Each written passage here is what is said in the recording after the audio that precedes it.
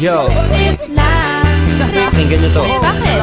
Trip lang. Trip lang. Halika na tara, madali lang talaga. Pangako pagkatapos humihinga ka, madali na pare magliliwanag na. Kung di ka sasabay magliliwanag ka, ang isip ay wag na gawin pang dalawa.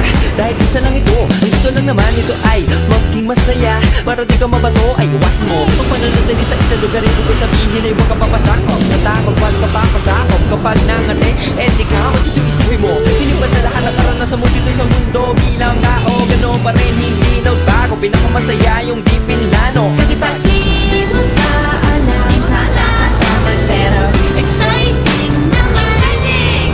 Yeah. Sumabay na sibat na ng bahala. Oras na subukan ang di ba nagagawa. Minsan lang kaya magpakaligaya. Mag-enjoy, magsaya, walang mawawala. Trip, trip, trip, trip lang.